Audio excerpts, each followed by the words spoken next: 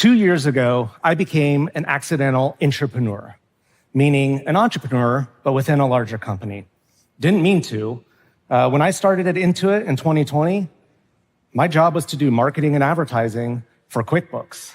But it was in that position that I saw an opportunity for Intuit to help connect our small business customers with complementary products and services that would help them grow and thrive, while also being good for our business. Now, I sat on the idea for a while, really wanting to focus on the work that was right in front of me, but I couldn't shake it. So I eventually pulled together a proposal, brought it to our leadership team, and much to my surprise, they said, go pursue it. And it was at that moment I started making every mistake possible and trying to bring it to life. But through those mistakes, I've learned what it means to be a successful entrepreneur, and I'm going to share those mistakes today in the hopes that if there's anyone that has an idea and wants to build something from within, that this can be helpful. So the first lesson I learned was to socialize your vision early and often. I had romanticized the idea of a skunkworks-like startup within Intuit. I built a lean team. We worked in the shadows. Everything was on a need-to-know basis. The more people that got involved, the more process, the more bureaucracy, the more opinions, it was just going to slow us down. And it worked, but not very long. The problem was, as we started to grow and become a legitimate business, I needed the support from a lot more teams, and I didn't have it. Some of the most uncomfortable conversations I had with my coworkers was going to someone that I knew was stretched thin, had no idea what I was working on, and telling them that they needed to carve out additional time to help support it. I was not very popular in those moments. In my attempt to move fast, I made us move slow, because with every new team that we approached, we were starting from scratch and had to paint that picture over and over again. This is also when I learned the value of a well-placed happy hour or coffee break.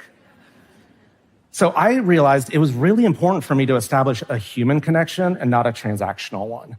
So I'd ask my colleagues to go out and grab a beer or coffee, and we would talk.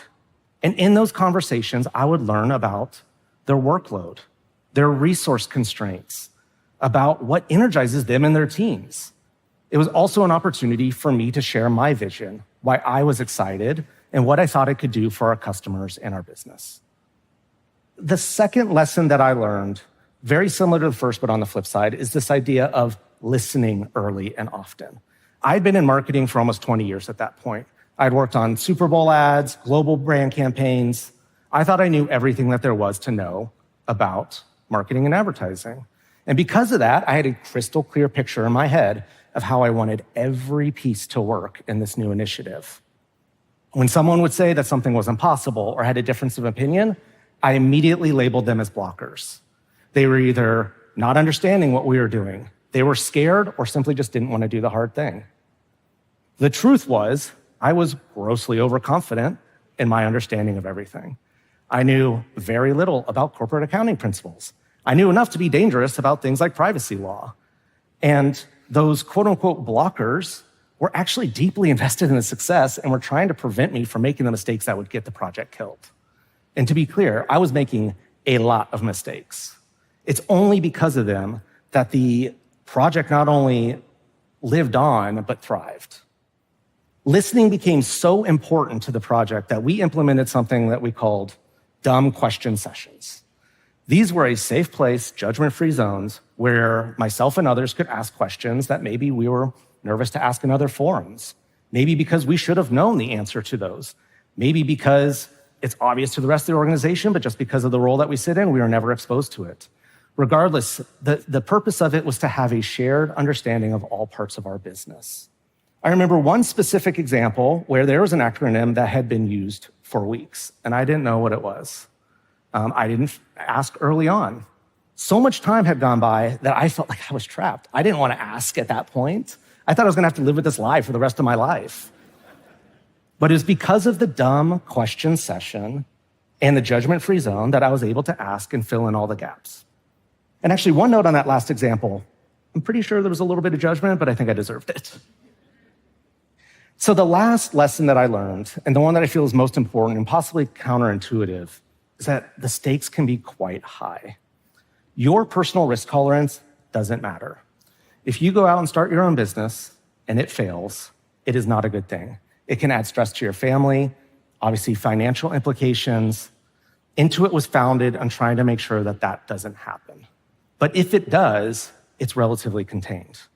If I were to do something that compromises our customers' trust in our products and our brand, or create a poor product experience for our QuickBooks product, the implications can be far-reaching. It can impact a lot of small businesses. You can't shoot from the hip.